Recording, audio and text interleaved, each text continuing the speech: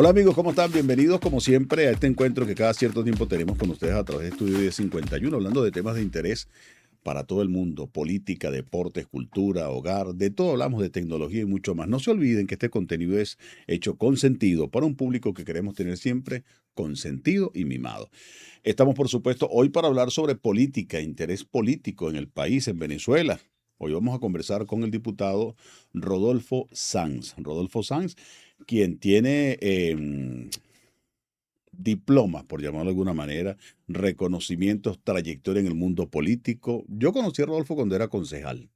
Así conocí yo a Rodolfo Sanz en medio de una disputa por una zona en protección desde el punto de vista de la naturaleza, que era en Guarenas, cuando se intentaba instalar una planta eléctrica, y Rodolfo asumió una posición para proteger en ese entonces ese reservorio de agua natural y, por supuesto, de vida, en definitiva, que estaba en Guarenas. Ahí conocí yo a Rodolfo Sanz. Luego Rodolfo llega a ser alcalde, llega a ser diputado, hoy en día vuelve a ser diputado, tiene doctorado en Derecho Constitucional y una serie de títulos y diplomas que yo siempre le digo: oye, Rodolfo, yo no voy a decir toda esa cantidad de diplomas que tienes, porque solo basta que Rodolfo desarrolle una disertación y ahí uno entiende que hay conocimiento, que hay preparación y que hay trayectoria. Sin mucha vuelta, sin mucha preparación. Rodolfo, bienvenido, gracias por estar con nosotros en el día de hoy. Gracias, hermano, gracias. Sobre todo gracias por la presentación y recordarte la lucha por evitar que la planta India Urquía, Ujú.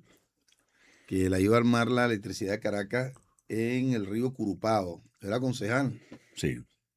y ellos pretendían desviar el curso del río unos 150 metros hacia el oeste para aprovechar el lecho del río, que era el menos rocoso de la zona, e instalar allí la planta, ¿no? Era una planta de transmisión, no era una subestación, era una planta de generación Ok. alimentada por diésel, ¿no? Luego se terminó construyendo en los valles del Tuy. Y bueno, después la gente nunca explicaba por qué, siendo alcalde, lo primero que hice fue recuperar el río Curupao y toda la adyacencia del río. Yo saqué de Curupao, cuando llegué a la alcaldía de Plaza, cerca de 700 camiones de escombros, de basura.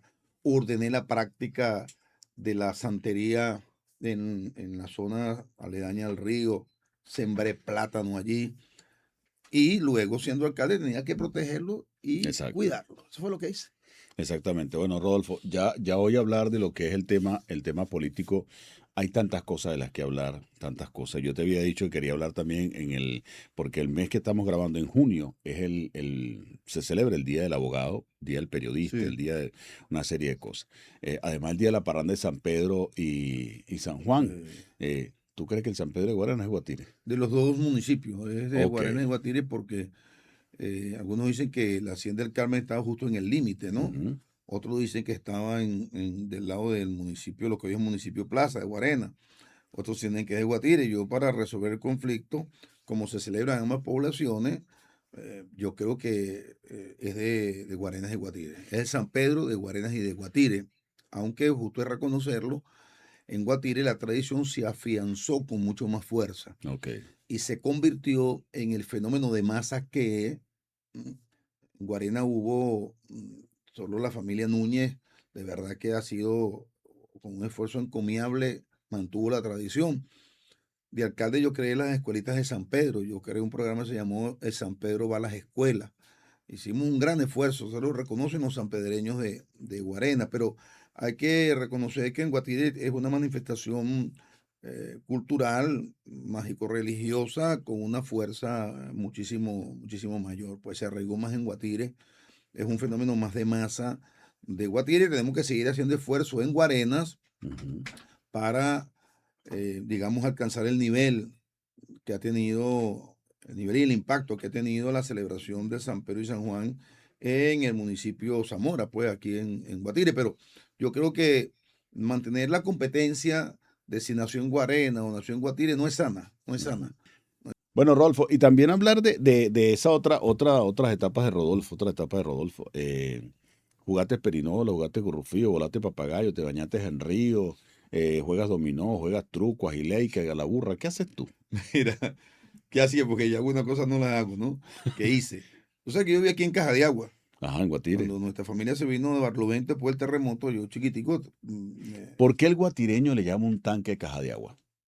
porque ahí hay un tanque Un y tanque, la gente decía pero, es una caja de agua, oye, pero una caja de agua, la ¿no? única razón, la única zona en Venezuela que escucho que a un Sí, tanque le dicen caja de agua. caja de agua, así es. Y yo vivía cerca de la caja de agua, ¿no? Estudiaba en el Calixto Pompa, y yo en las tardes siempre tenía una caja de metra, una lata de leche clean de metra. Ajá, Y me iba para la calle Caracol, leche ahí clean. donde vivía Ereipa, Calixto Ereipa, a jugar metra. Una metra, a veces metíamos una puya, un centavo en el rayo, jugaba trompo, volaba papagayo. Yo era realmente inquieto. O sea que mi actual esposa dice, tú tenías una condición. Tú Ujú. por lo menos tú sufrías de hiperactividad. Ajá, Porque ajá. uno cuenta todo lo que uno hacía. La gente a veces no lo cree. Sí, sí, sí, Y sí. entonces digo, ¿con qué tiempo lo hacía? Pero yo hice todo. Yo hice de verdad todos los juegos populares, trompo, metra, papagayo, gurrufío, y después los juegos cero potrapocero, fusilado, que aquí tengo 7 puntos aquí jugando ¿Y era fusilado. buen estudiante? Excelente. Oye, Modestia aparte, porque, si porque me está para... viendo algún profesor, bueno, Jesús María Sánchez me dio clase a mí de formación social, moral y cívica en tercer Ajá, año ajá. en Juan José Abreu. La maestra Julianita, la maestra Rosa, la maestra Raquel en el Calixto Pompa, el profesor que en paz descanse, Ordaz, que mala hora lo mataron. Eh, También me dio clase el profesor Temístocle. Yo siempre fui buen estudiante, salvo dibujo, lo debo confesar. Dibujo Dibujo, técnico. sí, dibujo técnico, yo era malo Ujú. en dibujo. Pero dentro de la materia era muy bueno. Y siempre yo estuve en cuadro de honor en mis estudios de bachillerato y ¿Y también qué en mis te estudios enamoró a ti de la universitarios. política? Mira, me hizo enamorar Calixto Ereipa. Ok, porque siempre hay un profesor que te puede inspirar. Claro, Calixto era mi compañero de estudio Ujú. y en tercer año en el Juan José Abreu, él era dirigente de la juventud del MIR, Movimiento Izquierda Ok. Revolucionaria. Me hizo secretario de Cultura del Centro de Estudiantes Juan José Abreu, estábamos en segundo año, y me motivó a la actividad social primero, crítica y después la actividad política.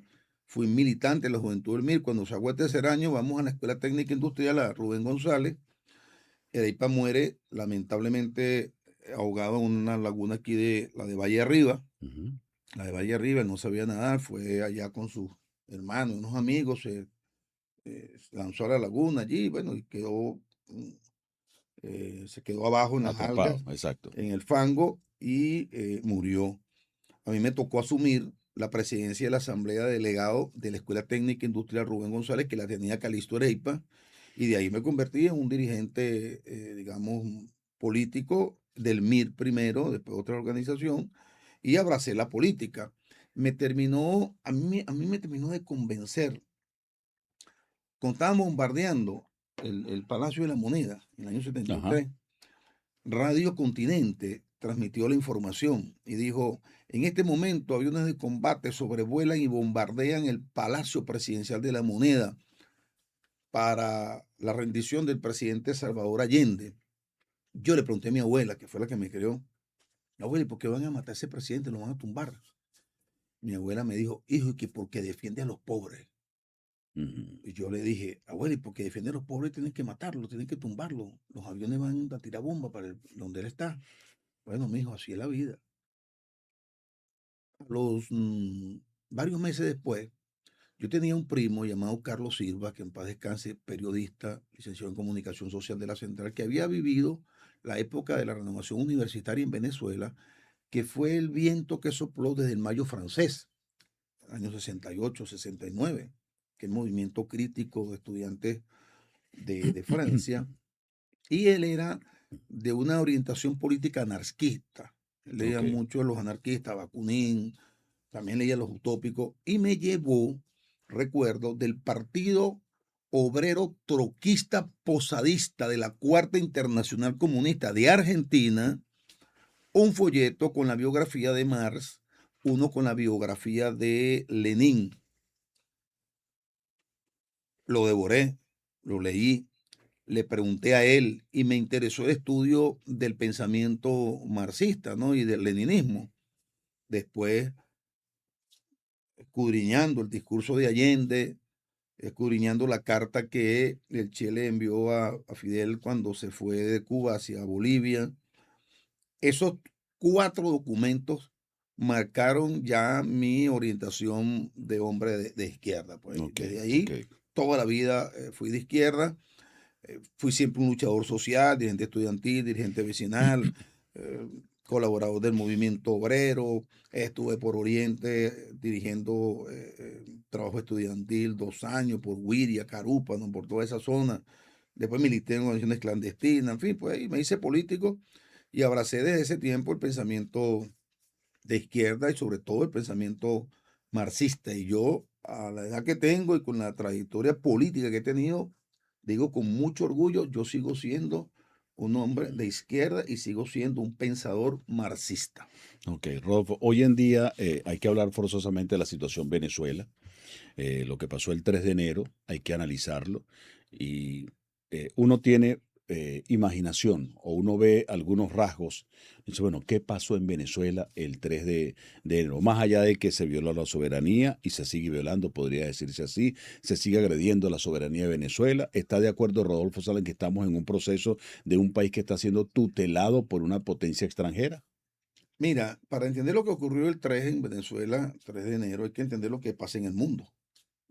En el mundo, te lo voy a sintetizar de manera muy breve porque es parte de mis reflexiones en el próximo libro sobre orden mundial y geopolítica que va a salir en el mes de julio, ya estoy corrigiendo. En el mundo hay 3 crisis en curso. Hay una crisis civilizatoria global.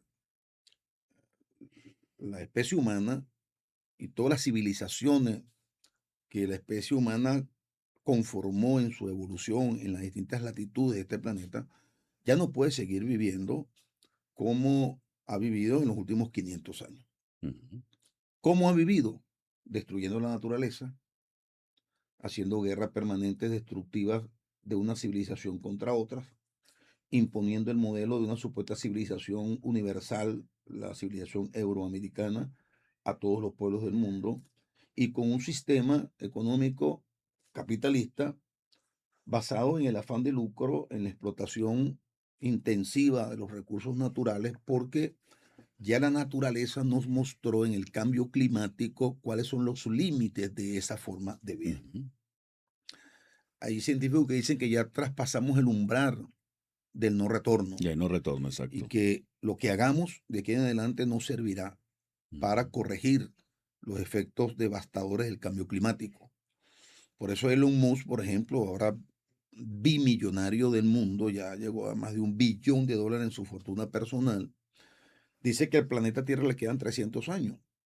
La gente a veces no se detiene a reflexionar por qué los prohombres, las grandes élites dicen las cosas que dicen.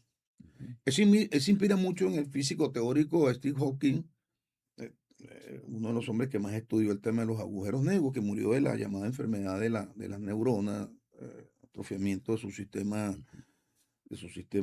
motor. Él decía que la posibilidad de perpetuación de la especie humana tenía que ver con la migración de la especie hacia otros planetas o hacia satélites de otros planetas. Por eso la investigación sobre la Luna, el lado oscuro de la Luna, etc. Estas élites tecnológicas han agarrado una obsesión con la necesidad de que el ser humano determine cómo implantar la vida humana en Marte o en la Luna. Ellos están convencidos de que el planeta Tierra se acaba. Hawking decía, hay un horizonte de 1000 años, un milenio más, pero sin embargo él es mucho más atrevido que Steve Hawking, que ya murió, habla de 300 años. Lo cierto es que ellos también están convencidos, tal vez no lo dicen, de que todo esto que mencioné ha hecho realmente que la humanidad esté amenazada de extinción, ¿no? Ujú. Y a eso yo denomino una crisis civilizatoria global, terminal, que si no introduce cambios y modificaciones en la forma como la civilización y los estados-nación asumimos el relacionamiento en este planeta, lo vamos a acabar. Hay una segunda crisis, que es la crisis del orden mundial, que se fundó en Yalta y en Potsdam, que fue el reparto de Churchill, Stalin y Harry Truman, que creó las instituciones que están hoy en crisis, el Banco Mundial, Fondo Monetario, bueno, se ven que eran Bretton Woods, pero forma parte de esa distribución del mundo. Ese orden bipolar con la contradicción Estados Unidos, Unión Soviética, socialismo, capitalismo, se derrumbó con la caída del muro de Berlín y el derrumbamiento de la Unión Soviética.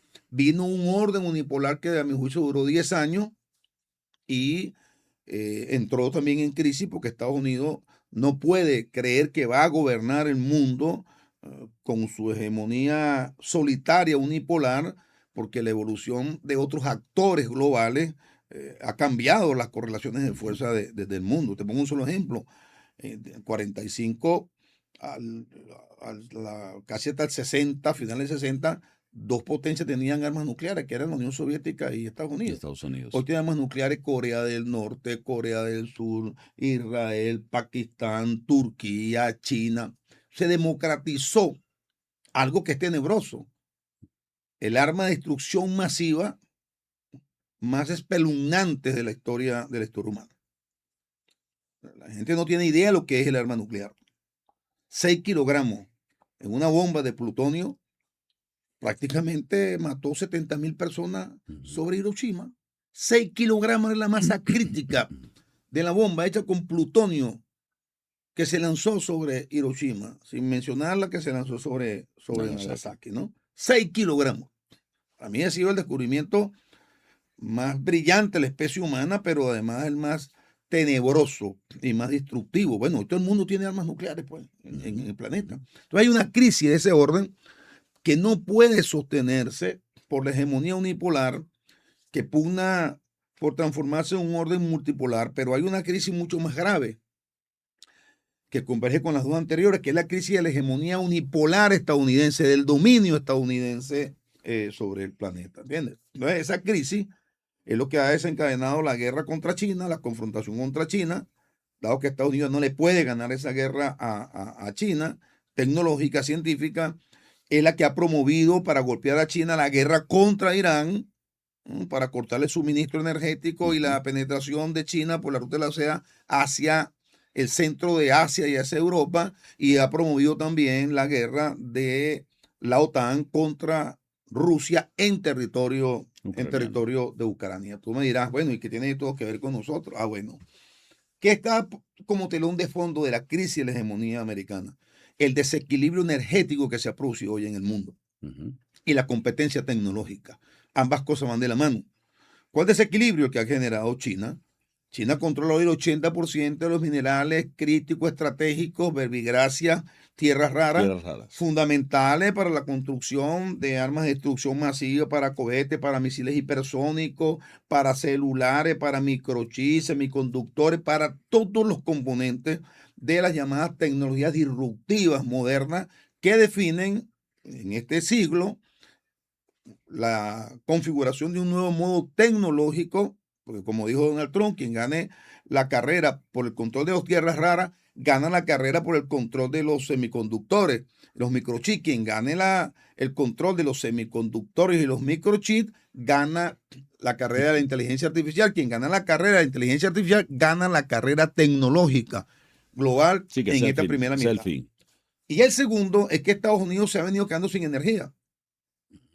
Y como tiene retraso, igual que Europa no cuenta en la carrera de inteligencia artificial, no cuenta.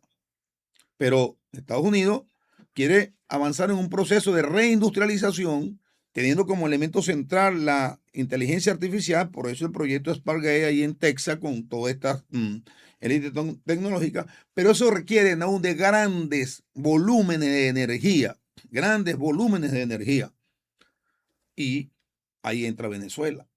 Tenemos las mayores reservas de energías fósiles del planeta, porque no es solamente gas y petróleo, también carbón altamente energético, y tenemos minerales críticos, estratégicos, críticos por su escasez, estratégicos por lo que permiten construir, y también minerales de tipo tierras raras y minerales radioactivos como el uranio. Estados Unidos necesita asegurar los yacimientos de los minerales que van a permitir, ¿verdad?, resolver la carrera científico-tecnológica en la primera mitad de este siglo, pero además, y eso fue lo que llevó a Estados Unidos a acelerar la confrontación con Venezuela, a desarrollar una operación tan letal, con una gran superioridad tecnológica como la del 3 de enero, para secuestrar al presidente Nicolás Maduro. Iban a una confrontación con Irán, habían previsto que se podía prolongar, como se prolongó la guerra en territorio ruso y de Ucrania, y decidió a garantizar, asegurar fuente de suministro energético confiable en caso de que se prolongara esa guerra. Por eso la operación en Venezuela, contra Venezuela, se ejecuta el 3 de enero, antes de la segunda guerra contra Irán, que efectivamente se empantanó y que ha generado una situación económica difícil en todo el mundo por el aumento de los precios del petróleo, por el cierre del estrecho de Hormuz, la disminución de fertilizantes para la producción agrícola, de alimentos en todo el mundo. De manera que nosotros entramos en esas crisis, entramos en la parte energética, pero además, Nahum, yo creo que había también un problema de supremacismo de las élites que hoy dirigen los Estados Unidos. En esto nombro a Marco Rubio, a Pete Hegseth, que es un militar fundamentalista religioso, fascista, y lo digo con propiedad. Él ha escrito 4 libros. Quien quiera saber cuál es el pensamiento del secretario de Guerra de los Estados Unidos, que lea alguno de esos libros y lea el discurso que pronunció ante el generalato y el almirantazgo de los Estados Unidos en la base de Cuántico, cuando convocaron a todos los oficiales para decirles que no querían ni gordos, ni barrigones, ni chibudos, ni mujeres, ni homosexuales, ni gente que no hiciera ejercicio en la Fuerza Armada. Lean el pensamiento fundamentalista que allí está expresado. Esa élite tuvo un problema, yo diría que de supremacismo con nosotros. Nicolás Maduro había resistido las más brutales formas de agresión económica y política que presidente alguno haya llegado a enfrentar en América Latina y en el mundo. Más de 1000 sanciones, bloqueo económico brutal, demoledor, bloqueo financiero, destrucción de la industria petrolera. A mucha gente no le gusta que uno recuerde esto porque parece que las redes sociales le borraron del cerebro que aquí vivimos entre el 17 y el año 2021 una situación realmente dramática en cuanto a abastecimiento, precios, bachaqueo. Todo eso fue expresión del bloqueo. Y ahí están los números, hermano. Las cifras no mienten. De 56,000 millones de dólares que ingresaron en el 2014, si no me falla la memoria, a escasamente 400 millones de dólares en un año. ¿Cómo un país podía sobrevivir así? Y Maduro desarrolló movimientos económicos que permitieron no solamente que sobreviviera Venezuela, sino que comenzara a partir del año 21 a crecer económicamente, después que habíamos caído a menos 56% del Producto Interno Bruto, que habíamos tenido una situación económicamente dramática, patética, nunca antes vista, pero además resistimos políticamente los atentados contra el presidente, la ofensiva de violencia, los llamados invasión, los llamados intervención militar de Venezuela, de muchos actores que hoy quieren llegar al gobierno facilito, pues, por una vía electoral. Es decir, hermano, Maduro había derrotado la estrategia económica, militar y política de los Estados Unidos de América. Dijeron entonces, bueno, vamos a usar a fondo los recursos bélicos que tenemos. Vamos a utilizar nuestra capacidad militar, tecnológica 10 veces, 20 veces superior a la de Venezuela. Vamos a colocar, como hicieron desde agosto del año pasado, del año 25, perdón, el 20% de nuestra flota naval frente al Caribe. Vamos a comenzar a desarrollar operaciones letales volando lanchas, embarcaciones pequeñas, estén o no ahí narcotraficantes, lleven o no lleven droga.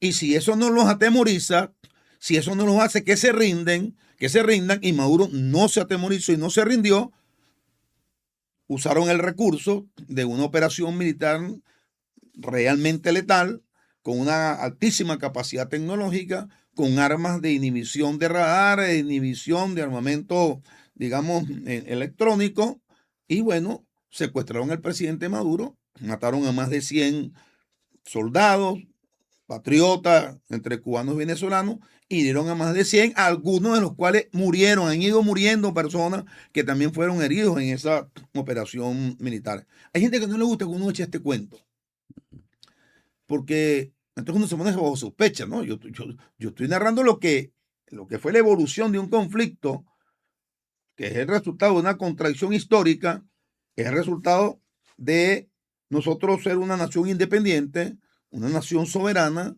una nación que tiene todo el derecho de definir con quién nos relacionamos en el mundo y además de una política que le había propinado a los Estados Unidos de América una derrota en el campo económico, una derrota en el campo político, una derrota en el campo diplomático, y ellos, bueno, echaron mano del último recurso que tenían, que era una intervención militar. ¿Por qué nos intervienen? Por las reservas energéticas, por la redefinición de su área vital, de influencia vital, para poder enfrentar a China, a Rusia y a las potencias que no se subordinan a los intereses de Washington en el planeta, por los minerales críticos y estratégicos y por la soberbia de sentirse como élite de poder, haber sido derrotado por un presidente que no se rindió, que no colocó en el elemento central de la negociación renunciar e irse del país como tantas veces se los ofrecieron. Por esas razones nos atacaron. Por esas razones secuestraron al presidente Nicolás Maduro.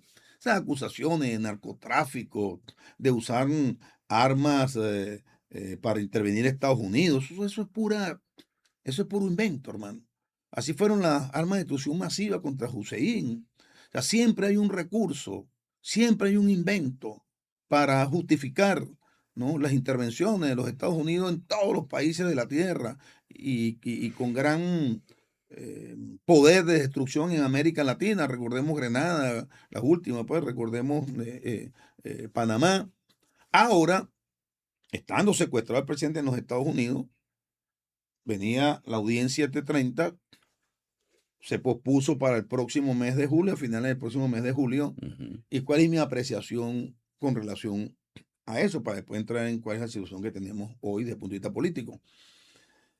Ellos saben que las acusaciones con las cuales justificaron el secuestro del presidente Maduro son insostenibles jurídicamente. Son insostenibles. Mira esta: uso de armas de guerra para intentar una agresión contra los Estados Unidos de América. El presidente Maduro es comandante en jefe de la Fuerza Armada Nacional Bolivariana. Una Fuerza Armada que no la manda ningún otro presidente que no sea el presidente de Venezuela. Puede tener el arma que quisiera tener en su casa. Ametralladora, fusil, galil. Era el comandante en jefe de la Fuerza Armada. ¿Cómo tú vas a acusar a un presidente de una nación de poseer armas de guerra para intentar atentar contra un país si él es el comandante en jefe de la Fuerza Armada? Eso no es una cosa absurda. ¿En qué tribunal que dirige un juez sensato se puede sostener una acusación como una de las tres que le hicieron al presidente Maduro?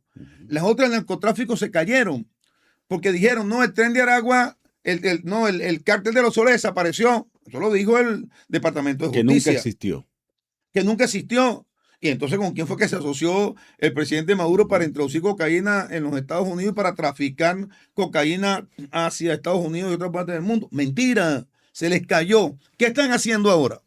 Están tratando, querido Naúl, de inventar nuevos cargos, de abrir nuevas investigaciones para justificar el que el presidente Maduro, desmontado como seguramente va a ser por los abogados de la defensa, ahora se sumó una abogada que es muy famosa en los Estados Unidos, que es totalmente absuelto de esos cargos porque no tiene realmente elementos probatorios para que el presidente Nicolás Maduro esté en una prisión de Brooklyn en los Estados Unidos. Pero además de invocar los abogados la falta de jurisdicción de esa corte para juzgar a un presidente de un país soberano, que es lo principal, que es una cosa esencial, por la inmunidad de los estados extensiva a los jefes de estado, ellos no van a poder sino inhibirse, declararse incompetentes para desarrollar una causa judicial contra el presidente Nicolás Maduro. En ese caso necesitan preparar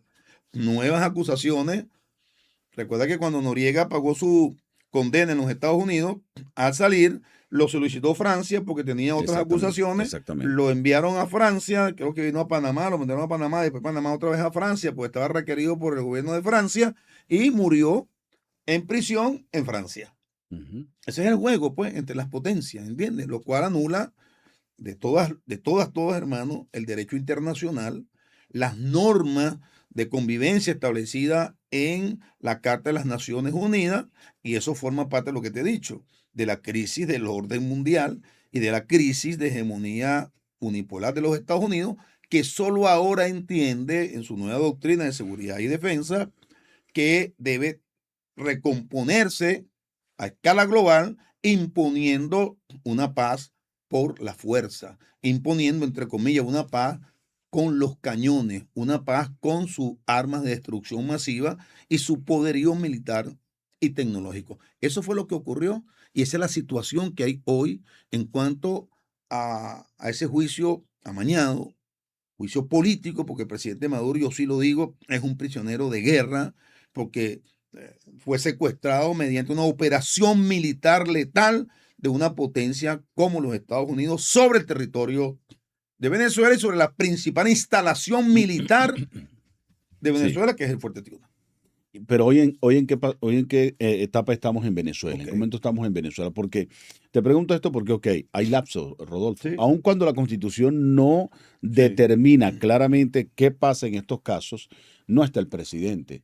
¿Existe falta absoluta? ¿No existe falta absoluta? El Tribunal Supremo de Justicia lo va a interpretar. ¿Qué va a pasar ahora en Venezuela? ¿Qué camino viene ahora para Venezuela? El Tribunal Supremo de Justicia interpretó la Constitución de manera correcta. El supuesto por el cual el presidente Maduro no está al frente del gobierno venezolano, para el cual fue elegido democráticamente y soberanamente, no existe en la Constitución.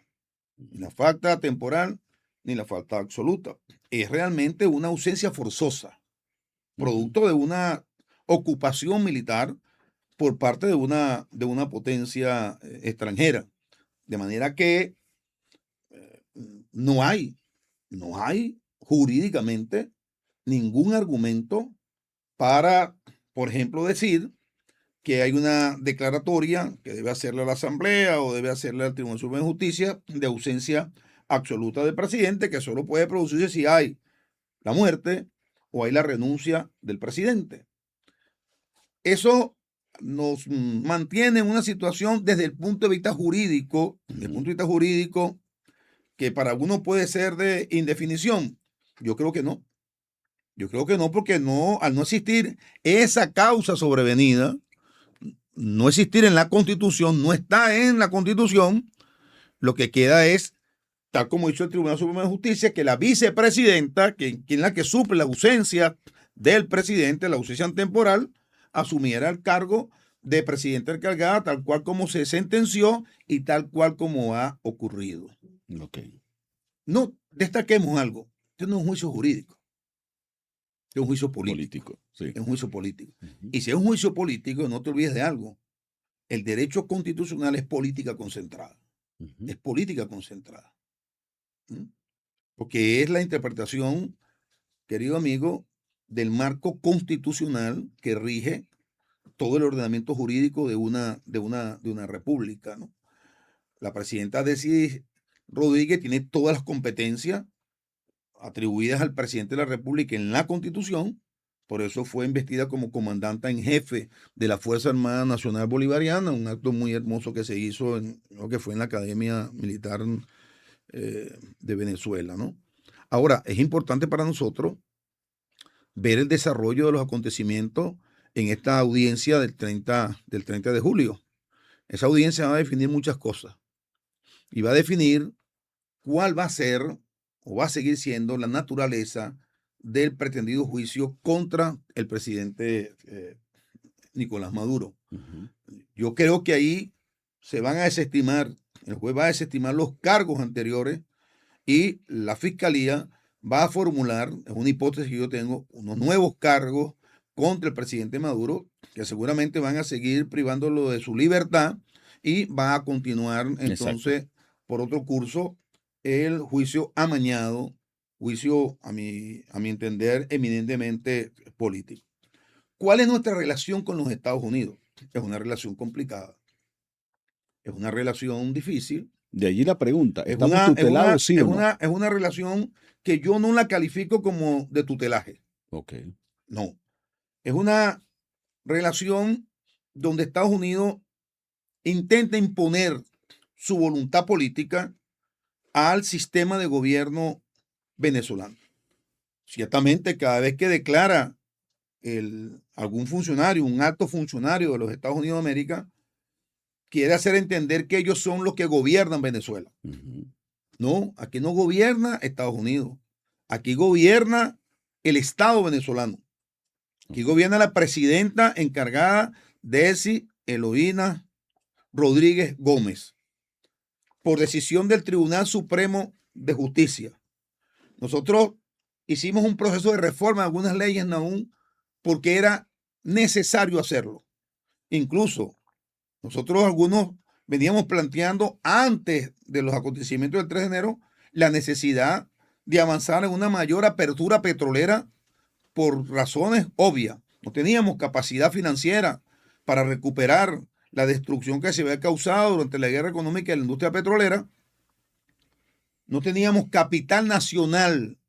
Porque yo puedo decirte, que un empresario en Venezuela va a invertir 5.000 millones de dólares para recuperar la producción de petróleo en este país. Ninguno. Ujú.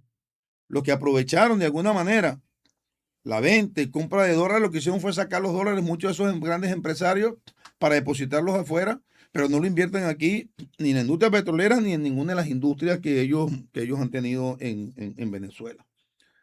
Esa reforma podía ser importantísima para la atracción de inversión extranjera. Claro que sí, no solamente en la industria petrolera, en industrias conexas y servicios conexos a la explotación de petróleo, pero gracias al sistema eléctrico, que por falta de inversión también fue golpeado duramente. Y para producir petróleo hace falta producir energía Fuertemente eléctrica. electricidad, Energía sí, eléctrica. sí. Y ciertamente ya se han hecho convenios con algunas empresas, como la empresa Siemens y otras empresas, que están en un proceso de recuperación de la industria eléctrica nacional. Alguien dijo, Igualmente, la apertura en el campo de la explotación minera, de los recursos mineros. Yo voy incluso más lejos. Antes habíamos planteado la necesidad de elaborar convenios con las grandes empresas y corporaciones que aprovechan, explotan y aprovechan minerales de tipo tierra rara para que Venezuela comenzara un proceso de explotación racional de esos minerales, porque como ha dicho Jorge Rodríguez, presidente de la Asamblea Nacional varias veces, nosotros no hacemos nada diciendo permanentemente que tenemos las mayores reservas de petróleo del planeta y que cuando no haya petróleo en el mundo aquí va a haber petróleo, que tenemos las mayores reservas de oro, de uranio, de tierra del mundo si no los explotamos. Eso no ha sido producto del trabajo de ningún venezolano o venezolana. Esa fue una bondadosa entrega de la naturaleza, de la providencia, pero esos minerales en el subsuelo no hacen absolutamente nada, ni sirven absolutamente para nada. Teníamos que ir, en mi opinión, ciertamente, también a un proceso de atracción de inversión extranjera en el área de los minerales para complementar, querido hermano, el ingreso de divisas por petróleo en función de avanzar hacia la mejoría de las condiciones de ingreso, de salario, de servicio de los venezolanos y las venezolanas. Alguna gente dice, no, fue obligado por lo que ocurrió el 3. No es verdad. Ahora, hay una realidad. Estados Unidos necesita petróleo, ¿verdad? Y una crisis energética, ya te la describí por las 3 crisis en curso. Y nosotros necesitamos vender petróleo. Estados Unidos necesita minerales. Sí, nosotros necesitamos vender minerales. Yo le digo a los compañeros en términos de broma, no hace de guama, de mamón, de cotoperí lo que vamos a vivir nosotros. Fíjate por qué es tan importante este tema, Naum.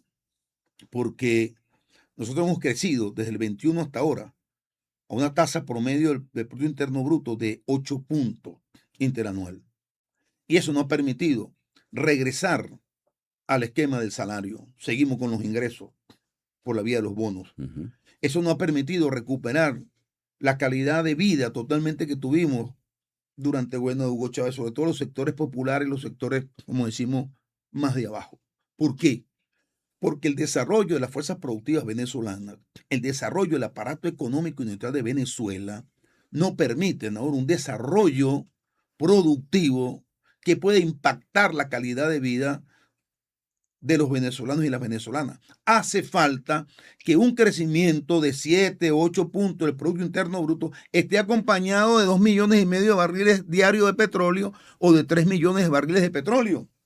Dicho de otro modo, nosotros necesitamos producir y exportar y refinar petróleo para que los venezolanos podamos disfrutar de una calidad de vida como la que tuvimos durante el periodo de gobierno del comandante Hugo Chávez. Sin producir, sin explotar petróleo y minerales, hermanos, no vamos para el baile. No es posible restablecer los niveles de vida que tuvo en un pasado reciente este país, que se acabó cuando entraron las reservas, las sanciones, la guerra económica que destruyó tanto el ingreso de petróleo como la producción y la exportación de petróleo en Venezuela. Una relación difícil, sí, complicada, sí.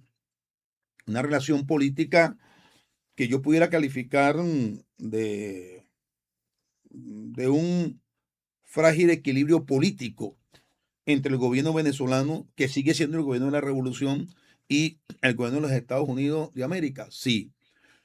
Una relación donde Venezuela plantea y sigue planteando la necesidad de una relación amistosa, cordial, respetuosa con el gobierno de los Estados Unidos, sí.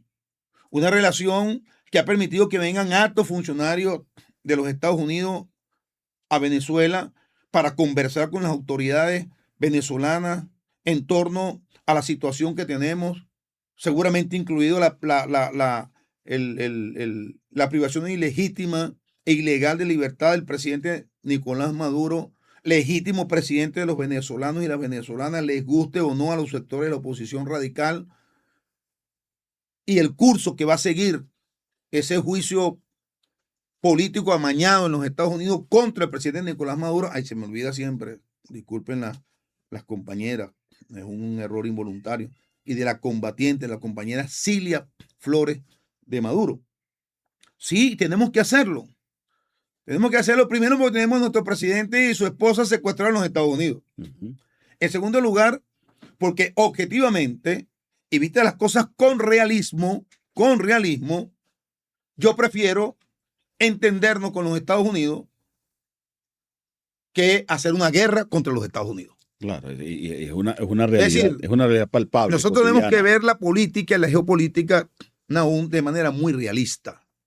Hay quienes dicen, pero ¿por qué nosotros tenemos que aceptar determinadas situaciones con el gobierno de los Estados Unidos? Por ejemplo, ¿por qué tenemos que aceptar que el presidente Maduro esté preso en los Estados Unidos? Porque invadieron Venezuela, porque bombardearon Venezuela, porque son más poderosos militarmente que nuestra Fuerza Armada, y con esa operación, matando 100 compañeros patriotas e hiriendo a más de 100, secuestraron al presidente y se lo llevaron. Esa es una realidad. O no vamos a hablar con los Estados Unidos, o vamos a plantear una guerra con los Estados Unidos, sabiendo que nosotros no estamos hoy en condiciones de ganar una confrontación militar con los Estados Unidos, y además tenemos al presidente y a su esposa presos en los Estados Unidos de América. Es decir, la revolución bolivariana, que sigue en el gobierno, que sigue en el poder, que es la única fuerza, la revolución como fuerza, partido, la Fuerza Armada, los movimientos sociales, que estén en condiciones de garantizar la paz y la estabilidad de este país, y porque tiene que hacerlo en función de evitar una guerra que no sabe cómo comienza y no sabe cómo termina, de evitar una mortandad aquí en Venezuela, tiene necesariamente, querido Naúl, compañeros que nos ven, nos escuchan, que entenderse con los Estados Unidos de América. Fuimos víctimas de una agresión. Se produjo la agresión. Secuestraron a nuestro presidente. Tenemos que hablar con los Estados Unidos de América. Claro, pero lo que critican aquí sectores políticos, Rodolfo, es que estamos hablando, pero al son que ellos tocan. Como ellos dicen, pues cada vez que el presidente Trump habla, dice, por ejemplo, hace poco decía, bueno, yo di de baja a un responsable de un organismo terrorista que nació en Venezuela, el Tren de Aragua. Yo. Yo en Venezuela vendo el petróleo, yo en Venezuela soy el que pago, yo en Venezuela soy el que pago la nómina. En política ha desprestigiado mucho a la revolución. ¿Por qué? Porque sencillamente la dirigencia política de oposición dice, en Venezuela no manda el chavismo, en Venezuela manda Donald Trump. Y te pregunto, puertas adentro, dentro del chavismo, ¿cómo llega eso? Bueno, hay gente que se deja confundir por las redes sociales. Ujú. Una vez le preguntaron a Donald Trump, mire, la presidenta Delcy Rodríguez dice que ella es la presidenta de Venezuela y que no acepta presiones de ningún gobierno. Y Donald Trump respondió, a mí me importa poco lo que se diga, más me interesa lo que se haga. Ujú. Yo te respondo, y a los compañeros que tienen esa duda, con lo mismo que dijo Donald Trump. A mí no me importa lo que él diga, a mí me importa lo que se haga. Me importa más lo que se haga. Y me importa más lo que haga la presidenta encargada, Delcy Rodríguez, y me importa más lo que hagamos nosotros desde el gobierno que lo que haga, que lo que diga el presidente Donald Trump o lo que diga el secretario de Estado Marco Rubio o el secretario de Guerra Pete Hegseth. Nuestra Fuerza Armada sigue intacta y sigue desplegada en el territorio nacional. El Partido Socialista de Venezuela sigue siendo la fuerza de vanguardia más importante que hay hoy en Venezuela. El Poder Popular sigue su curso de existencia normal y este 12 de julio tenemos la 8ª consulta nacional donde se incorporan los condominios para otorgar recursos a los sectores populares para que determinen en qué debe invertirse el presupuesto público. Eso es lo que está ocurriendo. Eso no es lo que dice Donald Trump. Donald Trump, por ejemplo, no cree en nada que tenga que ver con comunas. Y aquí seguimos una política de construcción de las comunas y viene una consulta popular para las comunas. Ah, si Donald Trump dice mañana, yo soy el jefe de las comunas en Venezuela y la 8ª consulta que se va a hacer es porque yo le dije a Delcy que hiciera la 8ª consulta. Eso es verdad. Sí, Donald Trump dice muchas cosas. A mí no me importa muchas de las cosas que dice. A mí me importa que hoy somos un país donde la revolución está en el poder, donde el gobierno es de la revolución, donde nuestras fuerzas fundamentales han sido preservadas, porque déjame decirte lo siguiente. En medio de todo lo que ocurrió el 3 de enero, Estados Unidos reconoció la fortaleza de la revolución bolivariana. ¿Cómo la reconoció? En primer lugar, hacía una operación de extracción contra el presidente Nicolás Maduro, que pudo haber desencadenado una guerra civil. Y no lo hizo por la ponderación con la cual la dirigencia de la revolución manejó los acontecimientos del 3 e inmediatamente posteriores al 3. Estados Unidos reconoció que la única fuerza que puede garantizar la paz y la estabilidad de este país somos las fuerzas chavistas. ¿Y por qué lo reconoció? ¿Porque nos quiere? No, porque le interesa. Claro. ¿Y por qué le interesa? Porque iba a una confrontación con Irán, que es una potencia misilística, es una potencia tecnológica en la guerra. Están formando un acuerdo. Los iraníes lo llaman un memorándum de entendimiento para hacer, a mi juicio, es una tregua en la guerra, porque esa guerra va a seguir en 2 años, en 1 año, en 6 meses, en 2 meses, no sé cuándo, no sé en qué tiempo, pero esa guerra va a continuar. Contradicciones de Israel e Irán son irreconciliables, pero el tema de la intención de recuperar la hegemonía unipolar de los Estados Unidos va a seguir gravitando sobre la política exterior de los Estados Unidos. Pero le interesaba ¿para qué?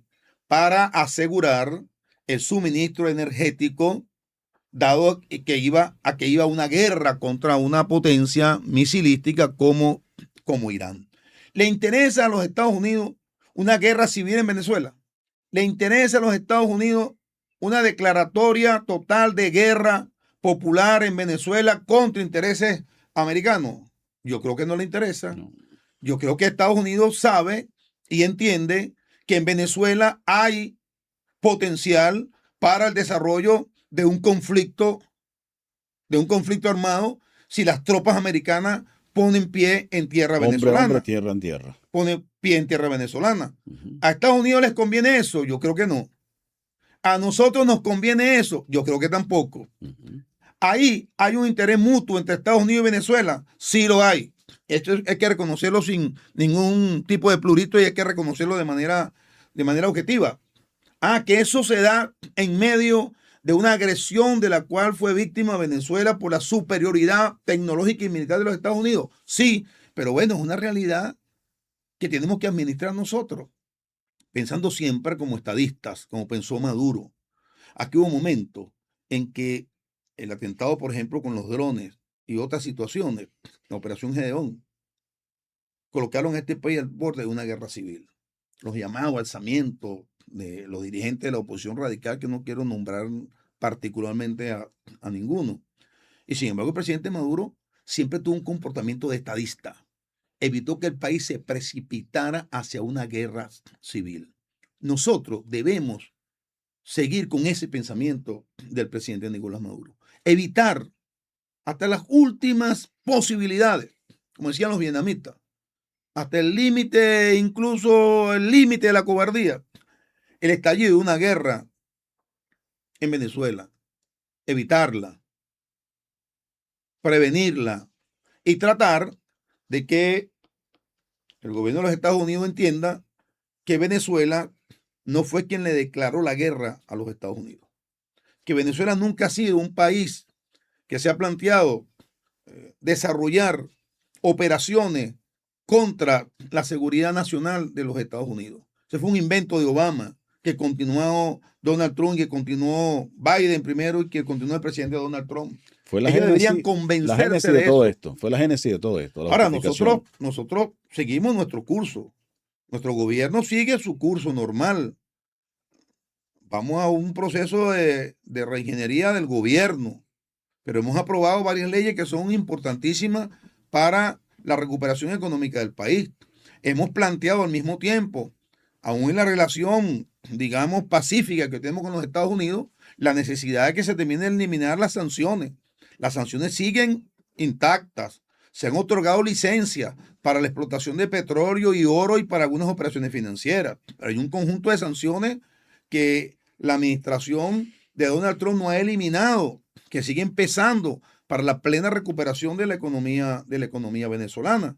Al tiempo que permitimos que venga el capital extranjero americano y se establezcan aquí para la producción de petróleo y de oro que nos van a pagar y de minerales críticos y estratégicos, estamos pidiendo que los Estados Unidos recapaciten de una vez por todas y eliminen todas las sanciones que han establecido sobre Venezuela y particularmente sobre la economía venezolana y sobre los dirigentes de la revolución bolivariana que todavía siguen siendo objeto de injustas sanciones por parte de la OFAC, por parte del Departamento de Justicia de los Estados Unidos, por parte del Departamento de Guerra, por parte en general de la administración de Donald Trump.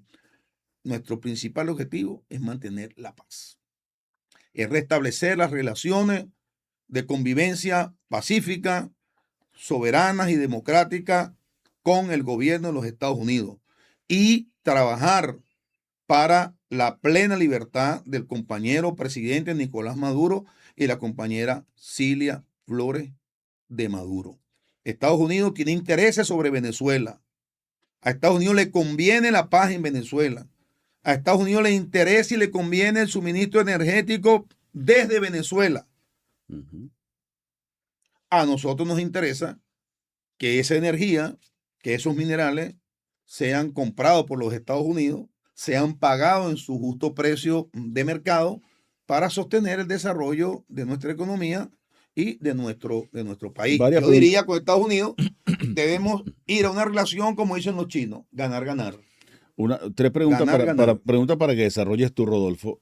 Primer tema, ese pago, ¿entra o no entra? ¿Entran o no entran en las arcas del Estado ese dinero? ¿Es real que lo administra Estados Unidos, sí o no? Eso es una cosa que está ahí medio... No está clara, está turbia. Medio extraña. Yo no manejo a ciencia cierta cómo se están dando las transacciones económicas, pero el gobierno de la presidenta Delcy Rodríguez, claro que maneja el presupuesto nacional. Claro que manejan los ingresos por exportaciones de petróleo. Aquí hay una mentira que hay que clarificar, que a veces nosotros, como decía el presidente Chávez, casi no explicamos las cosas. y la gente se lo cree. No es verdad que se han llevado 100 millones de barriles de petróleo. Ujú. Eso no es verdad. Claro, pero es lo que dice Donald Trump y ahorita Pero ahí pareciera que es el vuelve a lo dueño. mismo. No, pero es que, Pero cuando tú entras en pero la... Rodolfo ya, Sanz lo pero puede decir, pero ajá. en el discurso Pero- abajo en la base Sí, no la- lo explican. Sí, la gente tiene que creerlo y nosotros no lo explicamos. Ese Tienes es el- razón. exacto. Nosotros casi no explicamos muchas cosas que debemos explicar. Ujú. Cuando tú ves la OPEP, los registros de producción diaria de los países de la OPEP y Venezuela de la OPEP, 1.140.000 barriles de petróleo. 1.140.000 barriles. Si tú divides de enero a esta fecha 100 millones de barriles de petróleo, de crudo, te da como 3,5 millones, 4 millones de barriles de petróleo. Eso no es verdad. Que la producción tenga 1.200.000 barriles de petróleo. Ujú. 1.140.000 barriles. Entonces no es verdad, Naúl, que ha ingresado ese volumen de recursos porque no hemos vendido ese volumen de petróleo. Además, en un proceso de recuperación de la industria petrolera y de exportación de este volumen de 1.200.000 barriles, los ingresos no llegan al siguiente día. Es progresivo. La gente cree que tú vendes petróleo el lunes y te pagan el martes. No, cobramos a 45 días. Pero te voy a decir otro dato. De 1.140.000 barriles, tiene que descontar como 250.000 barriles que tienen que ver con la refinación de petróleo para producir gasolina y diésel en Venezuela. Ya te va quedando menos. Ujú. Tienes después que sacar el costo de producción por barril, que estaba creo que de la faja en $22 por barril diario de petróleo. Tiene que sumar allí los diluentes. Recuerda que es un petróleo pesado, extra pesado, para convertirlo en un crudo intermedio, que es el Son los crudo Merey, aditivos. de unos 16 grados API. De manera que no todo el volumen de recursos que tú multiplicas Ok. por la cantidad de barriles que extraes diariamente y exportas ingresa a Venezuela. Tienes que descontar entonces los costos de producción, tienes que descontar el petróleo que usa para la refinación interna y tiene que también descontar seguramente algún tipo de deuda que se tiene con algunas de las empresas, Acuerdos. por ejemplo ExxonMobil, ¿verdad? Que se descuentan de los barriles que se exportan de petróleo. De manera, compañero, que no es verdad lo que se dice en cuanto al volumen de ingresos de petróleo y por concepto de exportación de petróleo, y no es totalmente cierto tampoco, o no es absolutamente cierto lo que dicen algunos voceros de los Estados Unidos de América, incluido el presidente Donald Trump, y no creo que con esto yo ofenda absolutamente a nadie, de que estamos exportando hacia los Estados Unidos unos 4 millones de barriles de petróleo día para poder haber exportado en estos meses unos 100 o 150 millones de barriles de petróleo. Y no es verdad que estén dando un chorro de dinero. Ujú. Eso fuese parcialmente cierto si nos dieran nuestros 5,000 millones de dólares que tenemos en el Fondo Monetario Internacional como derecho de giro. Si nos repatriaran nuestro dinero en los bancos de Portugal. Si nos pagaran todo lo que se robaron de Citgo con anuencia de la administración de los Estados Unidos, que tenía una utilidad de 2,000 millones de dólares por año desde que comenzó el bloqueo, querido hermano, antes que dejáramos enviar por el bloqueo que ellos mismos se colocaron, porque nos fuimos nosotros que dijimos no llevemos más petróleo para que se refinen en Citgo, fueron ellos que nos bloquearon. Y si nos dieran también todo el dinero de otros activos como monómeros, como el oro en el Banco de Inglaterra, pudiéramos llegar nosotros en todo eso a unos 20,000 millones de dólares. ¿Dónde están, pues? No nos los han dado. Entonces, ¿cómo es eso que está entrando un chorro de dinero a Venezuela y que entonces el gobierno está administrando para seguírselo robando? Esa es la matriz que quieren crear.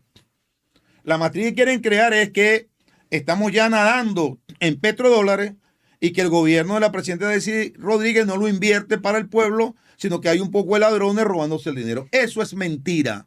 Esa cantidad fabulada de dinero que dicen que en esa Venezuela no están entrando. Y si tú me preguntas, bueno, Rolfi, ¿cuándo podrá vérsele el queso a la tostada de la apertura de la, como dice la gente, pues, la apertura petrolera, minera? Mire, el último trimestre del año puede ser un buen trimestre en Venezuela. Ok. Claro, Sí, pero ¿por qué? Porque ya es la realización de lo que logra exportarse, ya hemos avanzado en una mayor apertura y producción de petróleo, ya hemos avanzado en seguramente un plan de explotación, digamos, más controlado de muchas de las minas de oro que tenemos en Venezuela. Es posible que si llegamos a un entendimiento con el gobierno de los Estados Unidos, nos den nuestros derechos de giro, nos den, logremos repatriar el, el costo, el precio de los activos que tenemos en el exterior, nos liberan el dinero que nos tienen represado en bancos europeos. Es posible que eso ocurra desde ahora hasta septiembre, octubre de este año, tiempo en el cual seguramente, yo estoy convencido de eso, Naúl, podemos hacer un programa en ese momento, las condiciones de Venezuela, desde el punto de vista del ingreso y de la circulación monetaria de divisas y de bolívar en Venezuela, va a mejorar. Ahora, pero si yo comprobé que teniéndote ahorcado, Rodolfo, y que tú no respires y que el oxígeno me lo pidas a mí, yo voy a controlar tu economía, esa apertura es posible. Ese escenario es posible. ¿Tú lo crees ciertamente posible? Tú no has escuchado que hay un dicho que reza, no hay mal que dure 100 años ni cuerpo que lo resista. O sea, ¿tú Vale. crees que Venezuela va a aceptar un tutelaje económico en el supuesto que se produjera Ujú. de manera aquí indefinida? O Bueno, sea, alguien puede pensar, fíjate, te podemos lo voy a caer en poner, el síndrome de Estocolmo, te lo voy a Rodolfo. te lo voy a poner de esta El forma. secuestrador puede llegar a ser amado por el secuestrado. Yo no creo que el síndrome de Estocolmo sea superior al pasado de gloria, al pasado de lucha, al pasado de rebeldía, Ujú, al pasado libertario que tiene esta república. Yo no creo. ujú. Yo creo que en algún momento en el país del norte se va a imponer la sensatez. Ok. Se puede imponer la En sensatez. el país del norte, Sí, Estados Rodolfo. Unidos. Ok. Sí, porque te estás refiriendo a que la guerra no la hizo Estados Unidos. Claro, porque él tiene la ventaja. Nos destruyó la economía. Exacto. Y aún así nosotros comenzamos a recuperarnos. Ujú, Estados Unidos no nos compraba a nosotros el petróleo que nos están comprando, que estamos negociando ahora. En la actualidad, sí. Y nosotros nos recuperamos. Ujú, De menos 54%, que fue la caída de la economía, comenzamos a crecer. 15, 9, 8, 7. Ah, que ha sido insuficiente, sí, porque no hemos podido exportar simultáneamente 3 millones de barriles de petróleo. Un crecimiento de 7% del Producto Interno Bruto con 3 millones de barriles de petróleo es otra situación, hermano. Fue la que tuvimos con el comandante Chávez antes de las sanciones, antes del bloqueo, querido hermano. PDVSA tiene activo para poder endeudarse en el mercado internacional. ¿Por qué no lo hace? Porque nunca nos permitieron refinanciar nuestra deuda.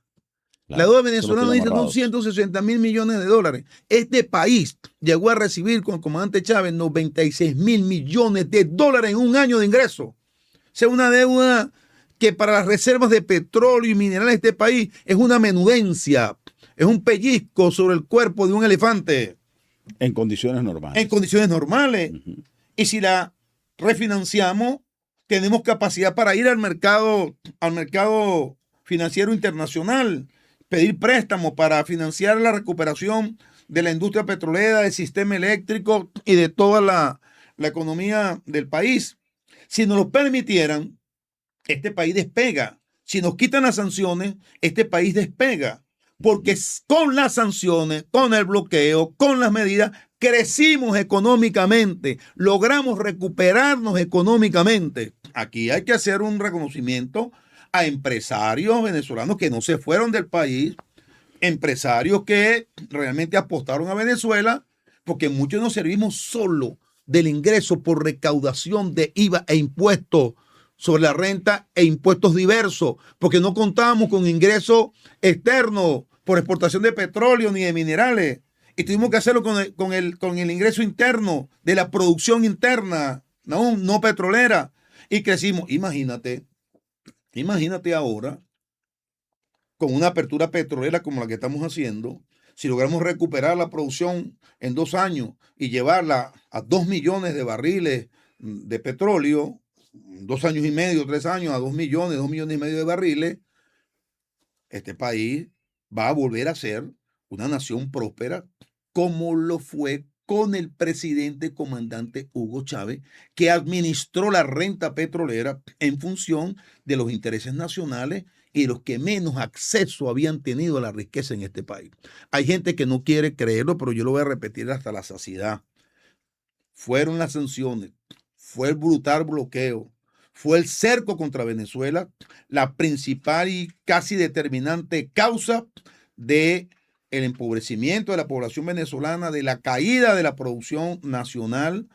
Esa fue la causa fundamental. Hay gente que se le ha olvidado, hay que recordárselo de manera permanente. Hoy estamos conversando con el diputado Rodolfo Sanz, quien es miembro de la Asamblea Nacional, hablando sobre la economía de Venezuela, la actualidad del país, lo que es la proyección a futuro y que ojalá que se cumpla todo eso que deseamos. Pero yo quiero, ya estamos sobre la hora, ya estamos a buen tiempo, Rodolfo, ir abordando temas o cerrando temas como, por ejemplo, eso es macroeconomía. Pero el venezolano que está en su casa, Rodolfo, quiere saber cómo paga el pasaje, cómo paga el colegio de los muchachos, cómo hace las compras cotidianas, cómo se traduce eso en su casa. Claro. Porque le han dicho que van a revisar la ley del trabajo, por ejemplo. El empresario también tiene preocupaciones. Claro. Dice, ¿cómo hago yo con los pasivos laborales? ¿Cómo hago con la salarización o no de los bonos, por ejemplo? Y otro tema que hace poco se habló de que supuestamente el acuerdo que hizo la presidenta encargada, Delcy Rodríguez, con empresas como Siemens y otras, representan una privatización de la electricidad en Venezuela o del servicio eléctrico en Venezuela. Y ya tú sabes que cuando llegó el presidente Chávez, recién teníamos experiencia sobre qué había significado la privatización de empresas en el país. Ya voy a eso, pero antes permíteme saludar a mis seguidores. ¿Cuántas personas tenemos conectadas? 16. Está bien, está bien. Muchas gracias pues por estar conectado con nosotros, escuchando este programa. Saludo a todos, no puedo leerlo, porque no tengo aquí cómo leer a quienes están conectados, ¿no? Pero creo que estamos haciendo un programa interesante. Voy a eso. Macro y microeconomía. Uh-huh. ¿Cómo se traduce eso en la vida cotidiana de la gente, verdad? Que es lo que le interesa a la mayoría. Claro. Te repito, si no producimos petróleo y vendemos petróleo, el nivel de desarrollo de la economía interna de este país no permite que el Estado recaude lo suficiente para mantener los servicios públicos, mantener las autopistas y las carreteras que no la mantiene el sector privado, mantener el servicio de salud en los hospitales públicos, mantener la educación y pagarle buenos sueldos a los maestros, que hoy no lo estamos pagando porque no hemos tenido cómo pagarlo. Y además de eso, hacer las inversiones necesarias para que la economía crezca aún más, desarrollemos más fuerzas productivas y eso se pueda traducir en más y mejores salarios, en capacidad de ahorro para la población y en capacidad de crédito para cuando no te alcanza el sueldo y no puedes ahorrar, te auxilie con los créditos como era cuando contra tu salario, en el llamado crédito y sueldo, te daban hasta 8 salarios de préstamo, de crédito. Te lo daban los bancos, ¿verdad? Hasta 8. Y con eso la gente reparaba su casa, reparaba el carro. Eso solo puede hacerse si hay en Venezuela un ingreso robusto por concepto de exportación petrolera. Cuando Estados Unidos nos bloquea y nos golpea la industria petrolera, sabía que estaba golpeando el corazón de la economía de Venezuela. Para que hayan buenos salarios, tiene que haber producción y exportación de petróleo. Señores que nos están viendo y escuchando. Sin eso no va a haber en el corto y mediano plazo recuperación de la economía, ni recuperación del estatus económico y social de los venezolanos, porque no hay cómo hacerlo. ¿Cómo hacerlo? Por eso la apertura petrolera. Uno la critican porque supuestamente íbamos a hacer una entrega a la industria petrolera. Otros no lo entienden, pero creo que estoy explicándolo de manera muy sencilla. ¿Eso impacta en qué? En el ingreso. ¿Y para qué sirve el ingreso? Para ir a llevar muchachos a la escuela, para comprar los alimentos, para pagar las pequeñas deudas, para comprar la ropa, para comprar los zapatos. Si no hay producción y exportación de petróleo, no hay nada de eso a corto y mediano plazo. Así incide la macroeconomía, la balanza comercial, que es macroeconomía, la exportación, que es macroeconomía, el ingreso de divisas al país, que es macroeconomía, en la microeconomía, que es la vida diaria, el consumo diario y los gastos diarios que tienen que hacer la familia venezolana. Hace poco, Marco Rubio decía en el caso Cuba, decía que Cuba entraba una cantidad de dinero que no le invertía en el pueblo, sino que sencillamente se la robaban las élites. Pero vuelvo y pero Rodolfo, eso es mentira. Rodolfo, mira, Rodolfo, Cuba vive escúchame, del sector externo, del turismo, del sector turístico. Escúchame esto, Rodolfo. Bueno, hace años estoy viviendo eso porque lo obligaron a eso. Eso es pero, mentira. ¿qué pasa en el proceso revolucionario en Venezuela? Es una crítica mía. Y lo decía Chávez, no lo decía yo, lo decía Chávez. son muy malos explicando. Sí, soy malísimo. Son Lo muy acepto. malos diciendo las cosas. Yo lo Mira, acepto. entonces caemos en consignas, se caen en consignas político-partidistas, pero no se hace eso, una explicación para que la gente lo entienda. Entonces yo me quedo con lo que otro dice y una mentira dicha, mucha reiteración, termina siendo una verdad. Totalmente de acuerdo contigo. Nosotros tenemos una falla. No Pero estructural, explicamos las Rodolfo. cosas que hacemos. Y a veces, cuando va un vocero a explicar, lo explica mal. Ujú. Te lo explica mal. Ese provoca decir, no, entonces no explique. Ahora, nosotros teníamos un problema, por ejemplo, que aquí quienes declaraban era la presidenta Delcy Rodríguez cuando era la vicepresidenta y el presidente Nicolás Maduro en aquellos aspectos relacionados con algo vital que es la economía, pues que es el día a día de la gente, como tú dices, Ujú. ¿entiendes?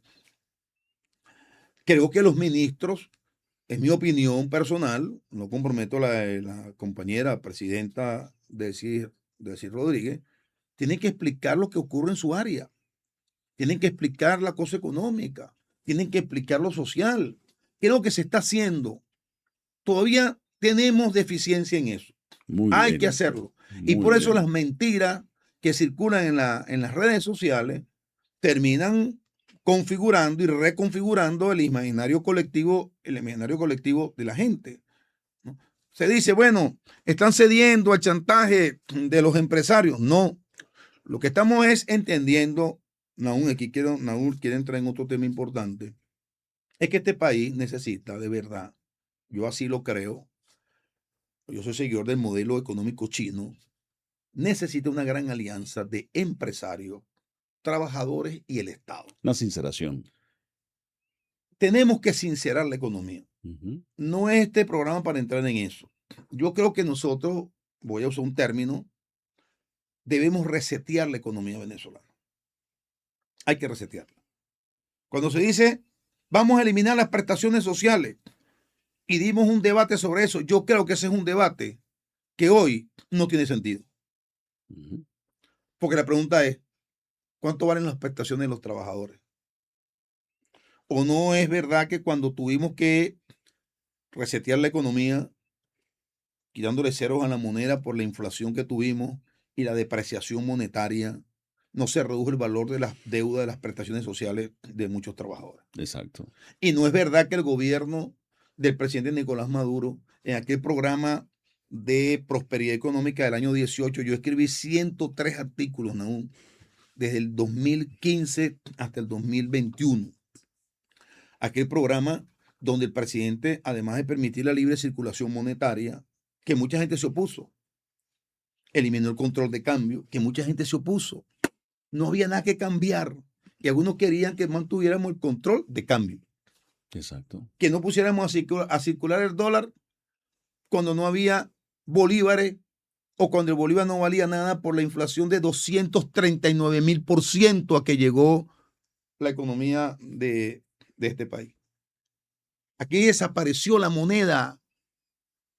Yo recuerdo la imagen de los comerciantes del barrio 5 de Julio Ujú. que lanzaron sacos de billetes de 100 a la Sí, autopista. porque no representaba nada. Porque no representaba absolutamente nada. Si tú cargas una paca de billetes así en el bolsillo y no puedes comprar absolutamente nada, ¿qué cargas ahí? ¿Sabes qué cargas? Basura. Ujú. ¿Qué cargas? Papel. Papel, Se puede moneda, reciclar. basura. Papel, Como se moneda, llevaron muchos los billetes para Colombia. También se lo vio la gente.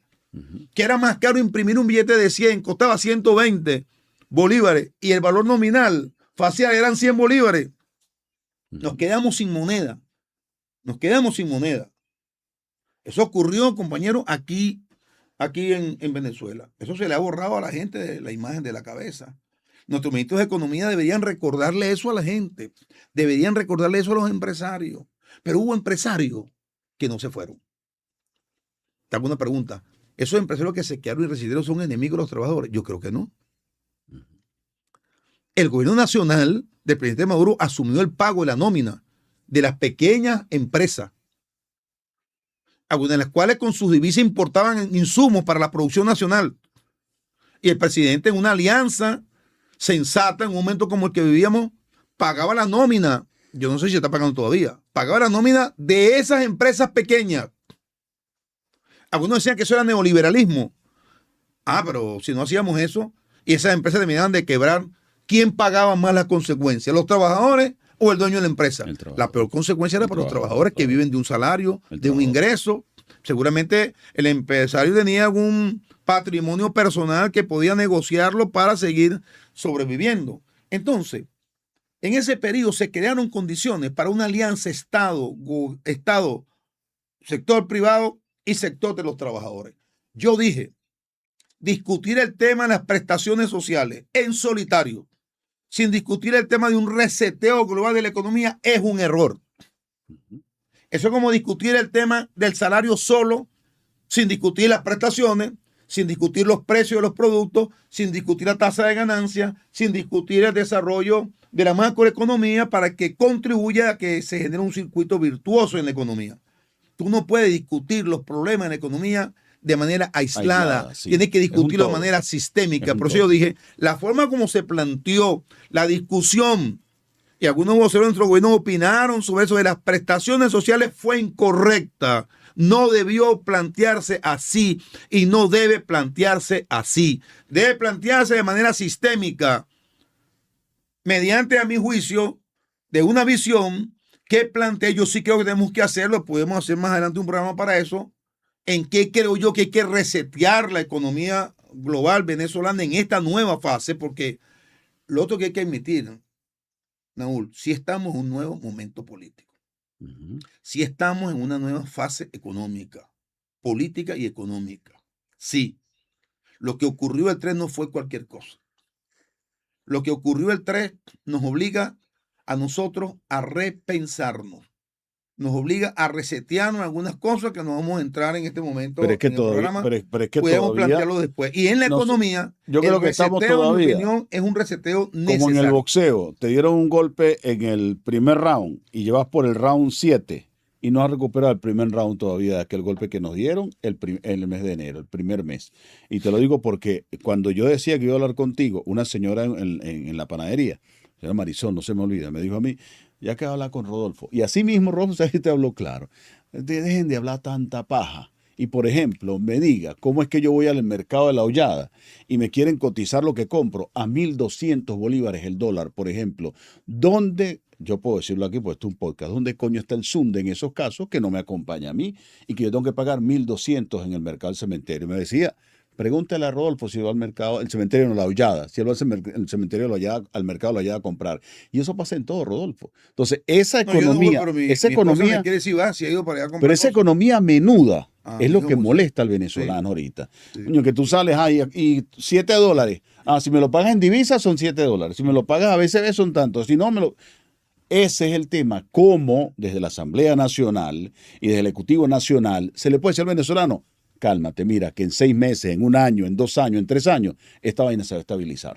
Estoy de acuerdo contigo. Dile a la señora que mi respuesta es, ella tiene razón y yo sé que eso ocurre, pero que eso podemos resolverlo de manera unilateral. Que yo te planteé que tenemos que resetear la economía, discutir de precio, discutir de salario, discutir de prestaciones sociales, discutir de hasta dónde llega la relación y la alianza de los trabajadores con los empresarios y cuál es el papel del gobierno, que tenemos que discutir sobre oferta y demanda, que eso hay que discutirlo globalmente. Tú fijas hoy un control de precios draconiano como el que tuvimos en Venezuela durante un periodo de tiempo, esa no es la solución. No, empeora. Empeora la situación. Te repito, hay que también, yo no digo educar porque la gente está educada, darle elementos a las personas para que entiendan que la economía es un sistema. El tema es cuándo. Es un sistema. Sí, ¿cuándo? Te lo dije al principio. En la medida en que la situación económico-petrolera vaya mejorando, vamos a ir observando los cambios reales en la economía nacional. Lo repito, la economía venezolana, para volver a los niveles de prosperidad, porque pregúntale a esa señora si aquí vivimos con Chávez niveles de prosperidad o no vivimos. Pregúntale si aquí buena parte de la clase media compró o no compró carro. Si compró o no compró apartamento y le eliminamos los créditos balón. Si raspó o no raspó cupo. 4.500 millones de dólares en el 2008. 3.000 y pico en el 2009. Alguien me va a decir, bueno, porque ustedes no lo controlaron. No, eso no es la discusión. Estoy preguntando si la gente se benefició de la tarjeta de crédito y la raspadera o la raspazón de cupo o no se benefició? Yo no creo que se haya beneficiado la gran oligarquía. Hubo gente de la clase media y media baja que se benefició, incluso gente de los sectores populares. Pregúntale si aquí se vivió o no con Chávez una situación de prosperidad económica. Si se vivió, compañero. No te daban 8 salarios por tu sueldo nominal, llamado credinómina. Eso ocurrió aquí. ¿Por qué? Porque los bancos estaban repletos de dinero, estaban repletos de circulante, porque había reservas internacionales y se emitía contra esas reservas en divisas, se emitían bolívares y se podía pagar un alto sueldo. Eso también hay que recordárselo a la gente, porque la cosa no es solamente criticar lo que ocurrió en buena medida. Si tú me preguntas a mí qué porcentaje, 80-20. 80 bloqueos, sanciones, 20 corrupción, errores económicos, inconsecuencia, sí. 80-20 lo pongo yo. Okay. Yo lo pongo 80-20. ¿Que hay que volver a una política de regulación de precios? Sí. También de regulación de salarios. Pero con condiciones. También de regulación de ganancias. Con condiciones. Pero eso depende, camarada, compañero, y si la señora no está escuchando, se lo digo, de que este país produzca, exporte, venda y cobre petróleo. Y cobre petróleo. No es posible petróleo que la economía venezolana y minerales, digo por el volumen de exportación, no es posible que la economía creciendo a 7, a 8, a 9 sin petróleo satisfaga la necesidad de todos los venezolanos y las venezolanas. Okay. Que controlemos la inflación, que controlemos precios. Eso no es posible hacer. Okay. No tenemos que ir, antes de irme, tema electoral. Se ha propuesto elecciones, que Venezuela requiere elecciones. Hay quienes hablan de que hay que cambiar el CNE, cambiar las instituciones, reinstitucionalizar el país, pero sabemos que todo eso pasa por la Asamblea Nacional. Yo creo que la primera elección que debería venir en Venezuela, viendo el panorama, tendría que ser la Asamblea Nacional, que es quien de una u otra manera maneja todo el aparataje político después del Ejecutivo en Venezuela. Te pregunto, ¿cómo ven ustedes, si han estudiado, tu olfato político, qué te dice de elecciones que puedan venir? Porque tú vas escuchando el río, o sea, tú eres de Barlovento y allá se escuchaba hay crecida de río. Y se escuchan las piedras que mueve la corriente. Ya tú ves en el río, mira, hay crecida, sálganse del agua, ¿no? ¿Cómo ves ahorita eso, el panorama político electoral? Elecciones, ¿de qué nivel se podrían acercar? ¿Para cuándo? No es lo que sea o no sea necesario. ¿Qué sientes tú en el panorama político en Venezuela, electoralmente hablando? Constitucionalmente, las elecciones deberían ser en el 2031. Corresponde. Las presidenciales. Sí, el vencimiento del periodo. Y la de diputado el 2030. Yo soy diputado hasta el 2030. Constitucionalmente. Constitucionalmente el presidente no se lo iban a haber llevado. Pero se lo llevaron, Rolfo. O sea, hay una realidad. Voy a eso, te voy a responder. No creas que estoy historiando la pregunta. Jurídicamente entonces así. Porque la Constitución es la norma de normas. Ordena el andamiaje jurídico, político jurídico de la República. Pero no es un tema jurídico, es un tema político. Exacto.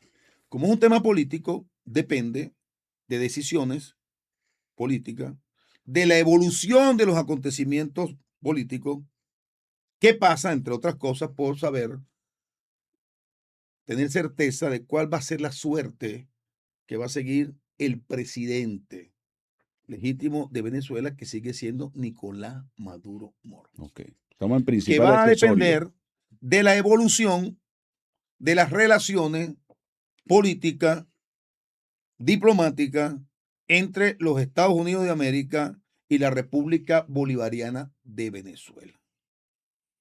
Entonces no es un hecho jurídico, no es un hecho que mañana la Asamblea Nacional va a decir las elecciones son en diciembre o las elecciones son el año que viene, o porque sectores de la oposición digan con toda la fatuidad que permanentemente viven diciendo, como Maduro está prisionero en los Estados Unidos y ya no es el presidente, entonces hay que hacer elecciones. Porque ni siquiera jurídicamente eso se sostiene. Delcy es presidenta encargada en razón jurídico-política, que era vicepresidenta. Si aquí no hubiese existido la figura del vicepresidente, se iba a encargar el presidente de la Asamblea Nacional, Ujú. ¿entiendes? Por la sucesión de poderes establecido en la Constitución de la República Bolivariana de Venezuela. Pero como no es un problema jurídico solamente, es un problema político jurídico, pero primero es político Político. y después es jurídico, un proceso electoral en Venezuela, un hipotético proceso electoral en Venezuela fuera del 2030 y el 2031, pudiera ser la consecuencia del avance de un proceso de negociación política respetuoso donde se reconozca la soberanía del Estado venezolano, donde se establezcan relaciones de respeto entre un país como Estados Unidos que nos agredió militarmente y que tiene secuestrado en una cárcel federal a el presidente legítimo de todos los venezolanos y las venezolanas. Mi respuesta depende Ujú. del desarrollo de los acontecimientos, del desarrollo de las negociaciones políticas, ¿m? De lo que pueda pasar con el presidente Nicolás Maduro, de lo que pueda ocurrir en Estados Unidos con las elecciones de medio tiempo en noviembre, y no Exactamente. nos da tiempo de explicarlo, Ujú. y de los acontecimientos que sigan desarrollándose en relación a la contradicción China-Estados Unidos, Irán, contradicción Israel-Estados Unidos y la guerra en Ucrania. Es decir, todo eso junto, cada elemento con una determinada ponderación, es lo que nos pueden decir en eso que tú llamas olfato político, si en Venezuela pudiera ocurrir un proceso electoral antes de 2030, Asamblea Nacional, y antes de 2031, Presidencia de la República. Ok, sí, definitivamente pasa por acuerdos, entendimientos políticos entre Estados Unidos y Venezuela. Y además de eso, bueno, lo de Irán ya nunca va a ser igual.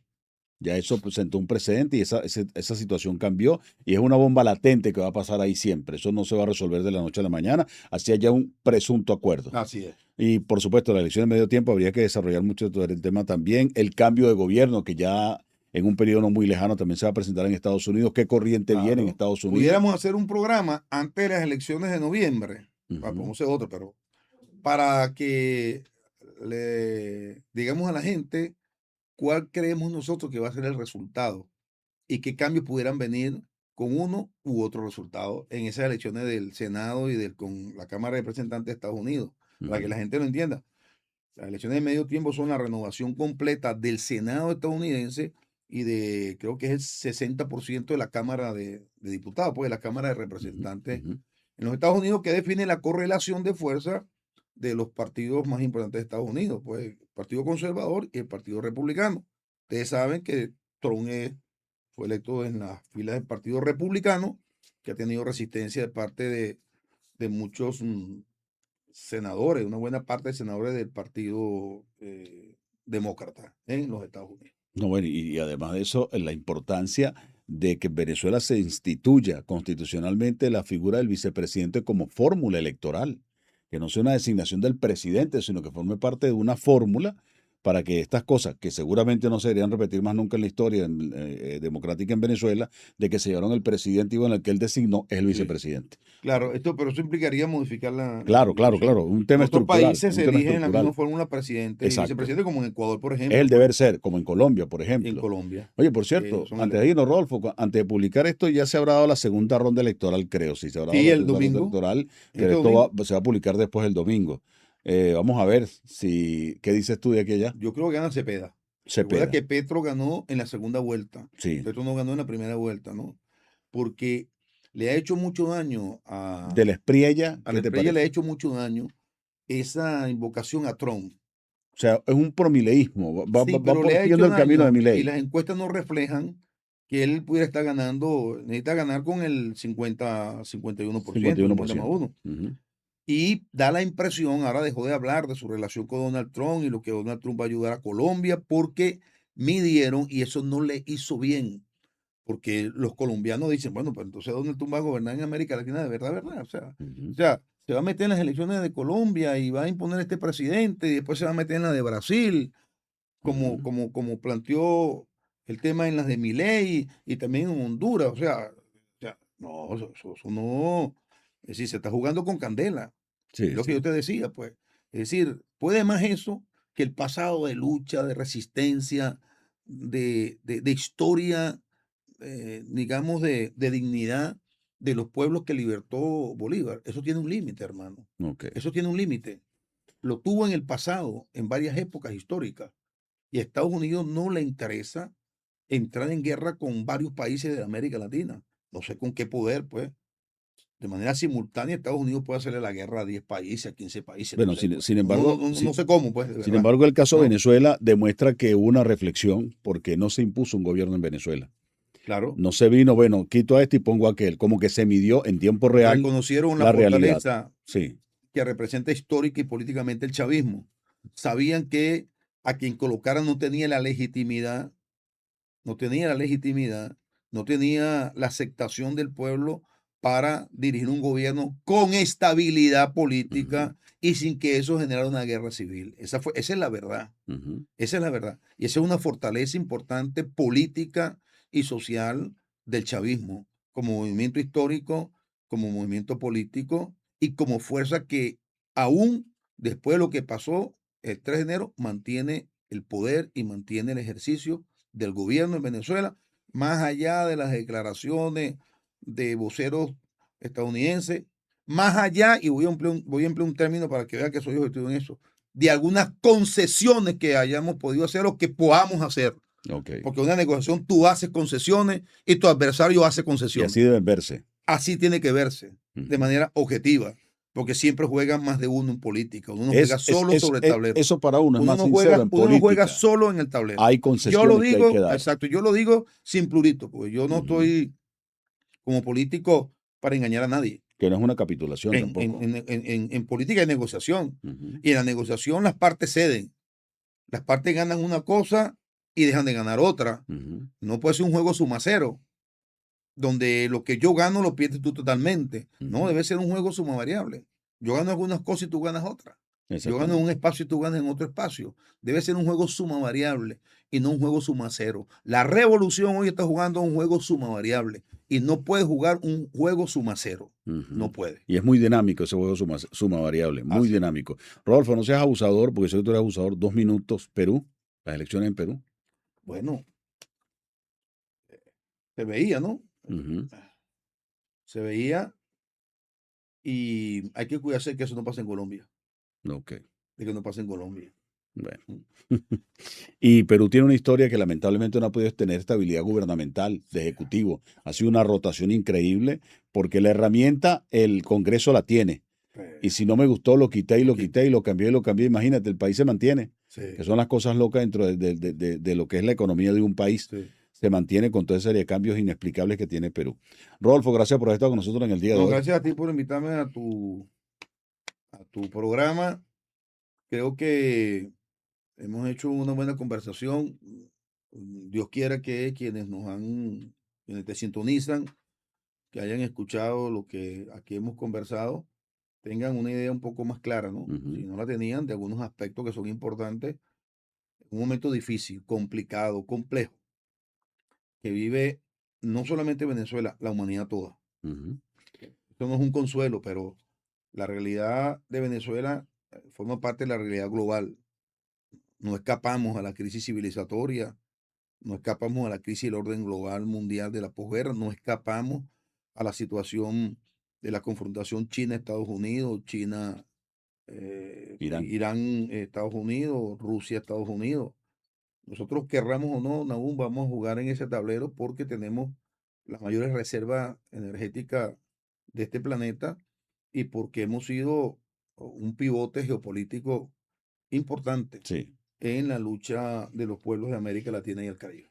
Bueno, gracias Rodolfo Sanz, diputado de la Asamblea Nacional con nosotros en el día de hoy hablando sobre ese acontecer cotidiano de la política y cómo entenderlo un poquito y llevarlo a lo cotidiano, porque eso es lo que uno busca, que los políticos en Venezuela entiendan que hay un menudeo, hay un menudeo. Sí, explicar lo que es lo macro, pero hay que explicar lo micro y que ojalá que Rodolfo nos ayude a que los grandes segmentos entiendan que hay que informarle a la gente. No puede ser que a mí se me vaya la luz y no haya nadie que me explique el por qué, que me explique, que me diga, espérate, mira, pasó esto, pasó que Hidrocapital, por ejemplo. Hay cosas que hay que entender a la gente en el menudo, en el detalle, en el momento a momento, en las alcaldías, momento a momento haciendo el trabajo con la gente. Eso es lo más importante que hay que desarrollar acá.